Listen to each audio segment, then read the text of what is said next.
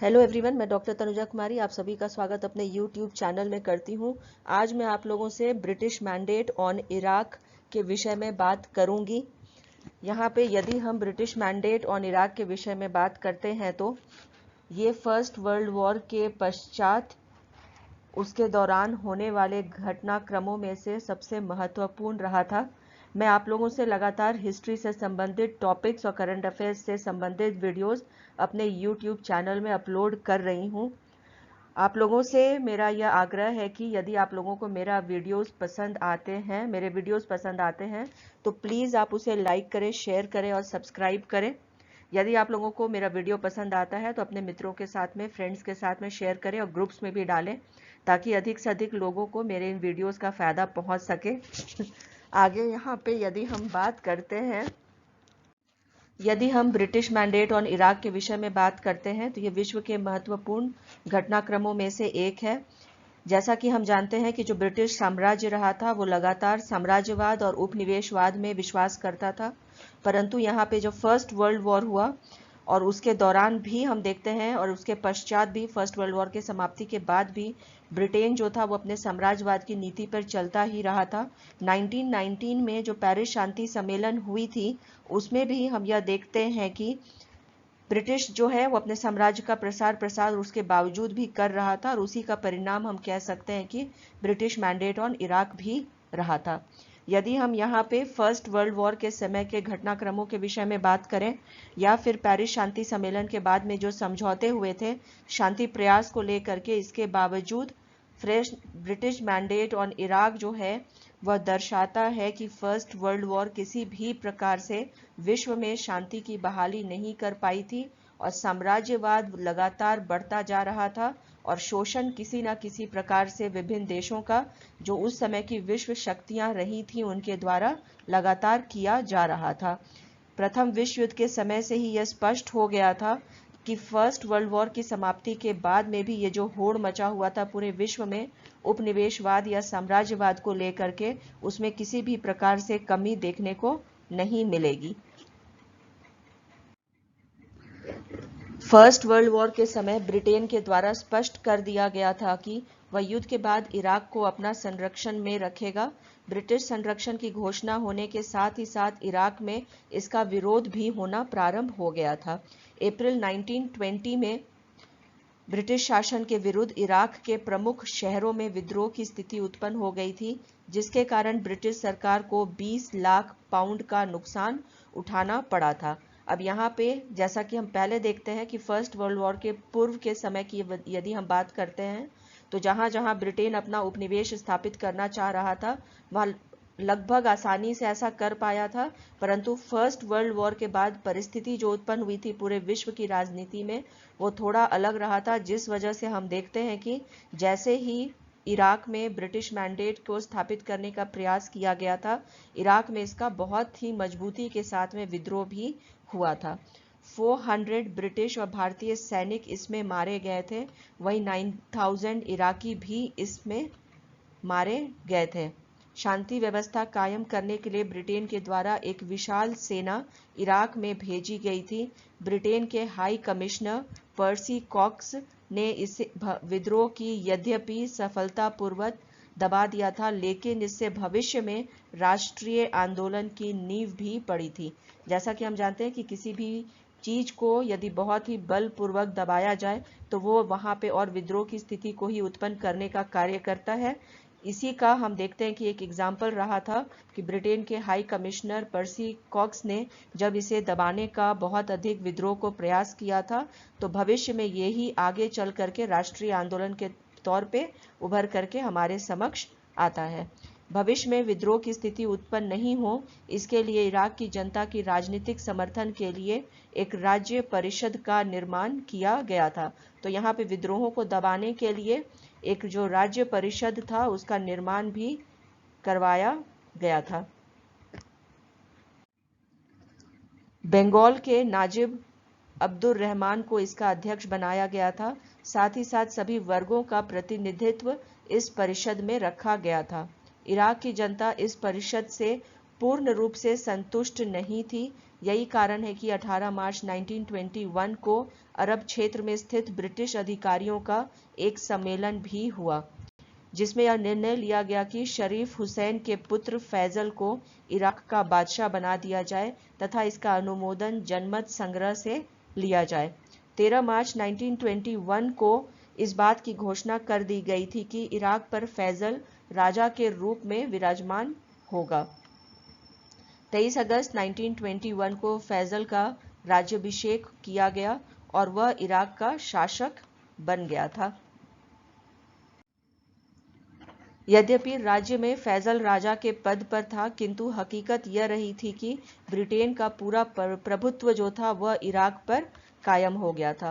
तो यहाँ पर हम यह देखते हैं कि भले ही फैजल जो है वो शासक बना था इराक का, फिर भी जो पूरा हम कह सकते हैं प्रशासनिक अधिकार रहा हो या अन्य क्षेत्रों में अधिकार रहा हो, उसमें ब्रिटेन का जो प्रभुत्व था वह कायम रहा था। ब्रिटिश हाई कमिश्नर के आदेश के बिना इराक की सरकार को किसी भी काम को करने की स्वतंत्रता नहीं थी। सभी उच्च पदों पर अंग्रेज अफसरों की नियुक्ति की गई थी। यहाँ पे उच्च पदों पर अंग्रेजी अफसरों का ही नियुक्ति किया जाना यह दर्शाता है कि ब्रिटेन जो था वह चाह रहा था कि जितने भी महत्वपूर्ण पद हैं उस पे अपने अधिकारियों की नियुक्ति करके इराक पर अपना वर्चस्व बनाए रखना। यहाँ पे ये बिल्कुल क्लियर है कि इस प्रकार से ब्रिटेन जो है वो इराक पर अपना कंट्रोल बनाए रखना चाह रहा था। इराक की आर्थिक और विदेश नीति अंग्रेजों के हाथ में चली गई थी। यहाँ पे ये बिल्कुल समझा जा सकता है कि क्योंकि उच्च पदों पर अंग्रेजी अफसर ही नियुक्त हो रहे थे, इस वजह से आर्थिक क्षेत्र हो या वैदेशिक मामले हो, सभी में अंग्रेजों का ही वर्चस्व जो है वो बना रहा था और लगभग उन्हीं के हाथ में सारा हम कह सकते हैं जो फैसला भी लिया जाता था वो ब्रिटेन के अधीन ही रहा था। इन सब कारणों से इराक की जनता में फिर से विद्रोह की भावना उत्पन्न होने लगी और इस भावना को देखते हुए अंग्रेजों ने इराक के साथ कई संधियां की थी। तो यहाँ पे इराक जो है फिर भी ब्रिटेन का कंट्रोल हर एक क्षेत्र में स्थापित होने के बावजूद लगातार विद्रोह कर रहा था, जिससे विवश होकर के अंग्रेजों को इराक के साथ में संधि भी करनी पड़ रही थी। इसमें यदि हम संधियों के विषय में बात करें तो 1922 की जो संधि हुई थी वो बहुत महत्वपूर्ण हो जाती है। इस संधि के द्वारा ब्रिटेन को कई अधिकार प्राप्त हुए थे। फैजल के लिए अंग्रेज सलाहकार नियुक्त किया गया था। इराकी सेना को सहायता पहुंचाने का अधिकार अंग्रेजों को प्राप्त हुआ था। विदेशों की रक्षा करने का अधिकार अंग्रेजों को प्राप्त हुआ था। वित्तीय मामलों में इराक को सुझाव देने का अधिकार ब्रिटेन को प्राप्त हुआ।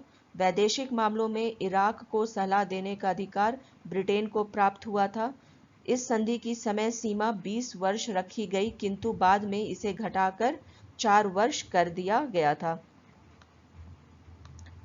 यहाँ पे सबसे पहले यदि हम इन संधि की 1922 की संधि की शर्तों को समझें तो ये पूरा का पूरा दिखाई देता है कि ये ब्रिटेन को ही इससे फायदा पहुंचा था, क्योंकि लगातार हम यहाँ देख रहे हैं कि ब्रिटेन के अधिकार को ही वर्चस्वता स्थापित हुई थी। अंग्रेज सलाहकार की नियुक्ति किया जाना शासक के पास में ये दर्शाता है कि जो अंग्रेजी सलाहकार है वह परामर्श देने का कार्य शासक को करेगा। तो एक प्रकार से जो ब्रिटिशर्स चाहते थे वही इराक में हो रहा था। सहायता पहुंचाने के लिए जितने भी अधिकार थे वो अंग्रेजों के पास में ही थे। विदेशियों की रक्षा करने का अधिकार भी जो है वो ब्रिटेन अपने पास में रख रहा था। यहाँ पे विदेशियों से अर्थ यहाँ पे बिल्कुल समझा जा सकता है, क्योंकि यहाँ पे ब्रिटिश मैंडेट स्थापित था, तो यहाँ रहने वाले जो विदेशी थे वो अधिकांशतः ब्रिटिशर्स ही थे और इनकी रक्षा का अधिकार अपने अधीन रखने का जो यहाँ प्रयास किया गया था इस संधि के तहत, ये भी यहाँ पे बिल्कुल दर्शाता है कि ब्रिटेन अपने अधिकारियों, अपने लोगों को संरक्षण प्रदान कर, रक्षा प्रदान कर यहाँ पे अपने मैंडेट को बनाए रखना चाह रहा था। वित्तीय मामलों पर भी अपना अधिकार बनाए हुए था, भले वो सुझाव के तौर पे दिखता हो, परंतु फिर भी वित्तीय मामलों में यहाँ पे ब्रिटिशर्स का ही वर्चस्व देखने को मिलता है। वैदेशिक मामलों में भी इराक को क्योंकि यहाँ पे सलाह या परामर्श देने का अधिकार प्रदान किया गया था, तो वैदेशिक जो मामले थे वो भी मूलतः ब्रिटेन के अधीन ही रह गए थे। और यह जो समय सीमा निर्धारित की गई थी 20 वर्ष की, इसको घटा के बाद में 4 वर्ष किया गया था। तो यहाँ पे क्योंकि लगातार इराक जो है वो विद्रोह करता रहता था और ये परिस्थिति जरूर उत्पन्न हुई होगी कि 20 वर्ष से इसको घटा करके 4 वर्ष किया गया हो। नेक्स्ट यहाँ पे जैसा कि मैंने पहले भी आप लोगों से कहा कि क्योंकि इराक लगातार विद्रोह कर रहा था ब्रिटिश मैंडेट के खिलाफ, इसलिए संधियां होते रहती थी। तो 1922 के पश्चात 1926 में फिर से एक संधि हुई थी। 13 जनवरी 1926 को ब्रिटेन और इराक के मध्य दूसरी संधि हुई, जिसकी अवधि 25 साल रखी गई थी। इस संधि में यह तय हुआ कि यदि 25 वर्ष में इराक स्वतंत्रता प्राप्त करने के योग्य नहीं होगा तो ब्रिटेन फिर भी उसे पूर्ण रूप से स्वतंत्र कर देगा। इराक के लोगों ने 25 वर्ष की अवधि को बहुत अधिक मानते हुए इसका विरोध करना प्रारंभ कर दिया था। इस संधि की मुख्य विशेषता यह रही थी कि इसके द्वारा तुर्की और इराक के बीच सीमा निर्धारण के लिए एक आयोग की नियुक्ति की गई, जिसने मोसुल की समस्या को हल कर दिया था। तो यहाँ पे सबसे बड़ी उपलब्धि हम कह सकते हैं कि 1926 की जो संधि रही थी वो सीमा निर्धारण का रहा था, जिसके अधीन यहाँ पे हम यह देखते हैं कि जो मोसुल की समस्या इतने वर्षों से बनी हुई थी उसको कहीं ना कहीं इसके समस्या का हल को ढूंढ लिया गया था। साथ ही साथ इस संधि में एक बड़ी यहाँ पे हम कह सकते हैं कि इसको बहुत अधिक ये सफल इसलिए भी नहीं हुआ क्योंकि 25 वर्ष के लिए जो इसकी अवधि निर्धारित की गई थी ये बहुत एक लंबा समय होता है, और जिस वजह से इराक के जो लोग हैं ये इसके खिलाफ लगातार आवाज उठाते रहे थे। नेक्स्ट इंपॉर्टेंट जो संधि हुई थी इराक और ब्रिटेन के मध्य में वह 1927 की संधि रही थी। इसमें सर्वप्रथम हम यह देखते हैं कि राष्ट्र संघ की सदस्यता की मांग जो है वह इराक कर रहा था। 1927 में इस संधि के अधीन जो है सदस्यता प्रदान करने की जो है प्रयास ब्रिटेन करेगा, ये यहाँ पे निर्धारित हुआ था। ब्रिटेन का वित्तीय नियंत्रण इस संधि के पश्चात इराक में कम हो गया था। इराकी लोग तैयार हो जाएं इस संधि को मानने के लिए तो ब्रिटेन ने उसे राष्ट्र संघ की सदस्यता प्रदान करवाने की कोशिश करेगा, ऐसा उनके द्वारा आश्वासन इराक को दिया गया था। इराकी लोग जो है इस व्यवस्था से बिल्कुल भी संतुष्ट नहीं हुए थे तथा लगातार इस संधि के विरोध में विद्रोह भी कर रहे थे।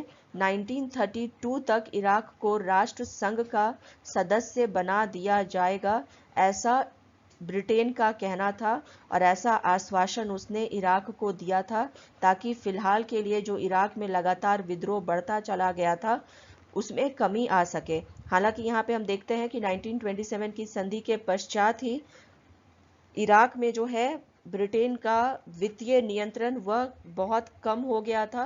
तो ये दर्शाता है कि कहीं ना कहीं ब्रिटेन में जो उसका कंट्रोल था ब्रिटेन का इराक में वो उसमें कमी आई थी, और साथ ही साथ राष्ट्र संघ में सदस्यता का इसको सदस्य बनाए दिए जाने की जो आश्वासन दी गई थी ब्रिटेन के द्वारा वो कहीं ना कहीं इराक के विद्रोह की जो स्थिति थी वो कितनी उग्र हो गई थी उसको भी दर्शाने का कार्य करता है। नेक्स्ट इसके पश्चात जो इम्पोर्टेंट और अन्य जो संधि हुई थी वो 1930 की संधि थी। ब्रिटेन और इराक के बीच राष्ट्र संघ की सदस्यता को लेकर यह अंतिम संधि रही थी, जिस संधि के कारण इराक में शासन का स्वरूप ही बदल गया था। और यहाँ पे इस संधि के कारण हम देखते हैं कि इराक में जो शासन का स्वरूप था उसमें बिल्कुल परिवर्तन आ गया था, वहां स्वतंत्र सरकार की स्थापना हो गई थी।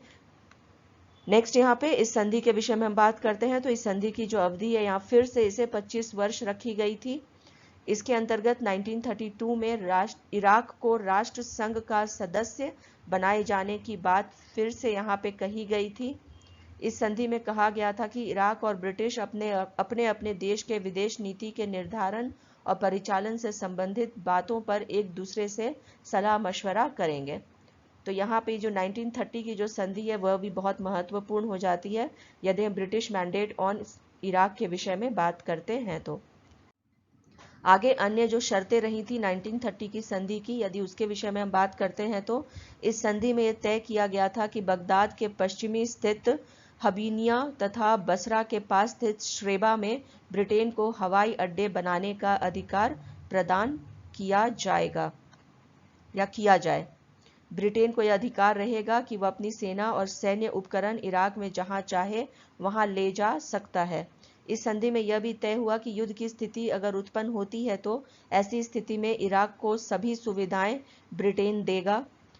ब्रिटेन इराक के बंदरगाहों, रेल मार्गों, हवाई अड्डों तथा यातायात के साधनों का उपयोग भी करेगा। संधि की यह शर्त रही थी कि इराक अपनी सेना को ब्रिटेन की सहायता से प्रशिक्षित करेगा। यदि ब्रिटिश सेना यह अनुभव करे कि इराक को हथियारों की आवश्यकता है तो वो अपने अधीनस्थ भूखंडों और टैक्सों के जरिए इसके लिए वित्त का प्रबंध भी करेगा। साथ ही साथ यहाँ पे यह भी व्यवस्था की गई थी कि इराक में ब्रिटिश हाई कमिश्नर के जगह ब्रिटेन का राजदूत रहेगा तथा उसे अन्य देशों के राजदूतों की तुलना में अधिक प्राथमिकता और प्रमुखता दी जाएगी। यह व्यवस्था की गई थी कि जब इराक राष्ट्र संघ की सदस्यता प्राप्त कर लेगा तो इराक को एक स्वतंत्र राज्य घोषित कर दिया जाएगा। तो यहाँ पे जितनी भी जो ये शर्तें रही थी 1930 की, ये बताता है कि ब्रिटिश मैंडेट जो है वह इराक पर समाप्ति की ओर ही था तथा उसे बाध्य होकर के इराक को एक स्वतंत्र राज्य घोषित करना पड़ा था। हालांकि हम यहाँ पे ये जरूर देखते हैं कि ब्रिटेन का ये प्रयास रहा था कि ज़्यादा से ज़्यादा इस आधार पे कि उसे राष्ट्र संघ की सदस्यता वो प्रदान करवाएगा, इस आधार पे अपना प्रशासन और अपना कंट्रोल इराक पर बनाए रखना चाह रहा था। यहाँ पे जब हाई कमिश्नर को हटा करके राजदूत को भी बनाया गया था या यहाँ पे राजदूत भेजने की बात की गई थी, तब भी जो है ब्रिटेन यहाँ पे मांग कर रहा था कि उसके राजदूत को ही अन्य राजदूतों से ज़्यादा अधिक वर्चस्वता प्रदान की जाए। तो यहाँ पे ये देखा जा सकता है कि ब्रिटेन के जो अपने वित्तीय यहाँ पे फायदे रहे थे उसके आधार पर ब्रिटेन जो है वो किसी भी तरह से अपना कंट्रोल इराक पर बनाए रखना चाह रहा था, भले वो डायरेक्ट तरीके से रहा हो या इनडायरेक्ट तरीके से। यहाँ पे ये भी हम देखते हैं कि इराक के बंदरगाहों, रेल मार्गों और हवाई अड्डों तथा यातायात के साधनों का उपयोग ब्रिटेन कर रहा था। तो कहीं ना कहीं ये जो मध्य एशियाई हम कह सकते हैं कि जो कंट्रोल करने का जो उसका रहा था एक एस्पेक्ट कि इस एरिया में उसका कंट्रोल बनाए रखे वो, या जो उसका प्रयास रहा था वो भी इसमें इस शर्त के अधीन हम देख सकते हैं। युद्ध की स्थिति में हालांकि हम देखते हैं कि वो इराक को अपनी सुविधाएं प्रदान करवाने की कोशिश करेगा या देगा, ऐसा उसका कहना था। फिर भी यहाँ पे ब्रिटेन का ही ये स्वार्थ रहा था कि इस आधार पर भी इराक जो है वो अपने संबंध ब्रिटेन के साथ में बनाए रखे। तो यहाँ पे कुल मिला के कहा जा सकता है कि 1930 की जो संधि रही थी वो ब्रिटिश मैंडेट के लिए बहुत ही महत्वपूर्ण हो जाती है। यह व्यवस्था भी की गई थी कि जब इराक राष्ट्र संघ की सदस्यता प्राप्त कर लेगा तो उसे राष्ट्र स्वतंत्र राज्य घोषित कर दिया जाएगा। जैसा कि हम पहले ही संधि जो था 1930 का उसमें इसके विषय में बात कर चुके हैं। यह व्यवस्था जो की गई थी वो आगे चल करके जो है ब्रिटेन और इराक के संबंधों को तनावपूर्ण जो है बनाने के लिए भी ये तनावपूर्ण भी बनाने का कार्य किया था। इस संधि के साथ ही इराक और ब्रिटेन के बीच जो तनावपूर्ण संबंध था वो समाप्त हो गया था। दोनों देशों के बीच संबंध अच्छे हो गए थे। तो 1930 की जो संधि रही थी वो कहीं ना कहीं दोनों ही देशों के बीच में, ब्रिटेन और इराक के बीच में संबंधों को तनावपूर्ण भी बनाया था। परंतु जब हम देखते हैं कि 1930 की संधि के बाद जब राष्ट्र संघ की सदस्यता प्राप्त हुई थी इराक को, तो ये दोनों ही देशों के बीच में, ब्रिटेन और इराक के बीच में संबंधों को बेहतर बनाने का भी काम किया था। 3 अक्टूबर 1932 को ब्रिटेन के प्रयास से इराक को राष्ट्र संघ की सदस्यता प्राप्त हुई थी और इसी के साथ इराक को पूर्ण स्वतंत्रता देने की घोषणा की गई थी और ब्रिटिश संरक्षण का अंत इराक में हो गया था।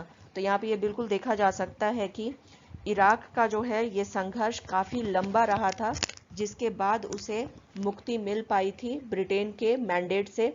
ब्रिटेन का लगातार ये प्रयास रहता था कि विश्व के सभी ही देश जहां से उसे आर्थिक मुनाफा मिल सके वहां वो डायरेक्ट या इनडायरेक्ट तरीके से अपना कंट्रोल बनाए रखे, और इसी का उदाहरण जो है वो ब्रिटिश मैंडेट ऑन इराक के तहत हमें देखने को मिलता है।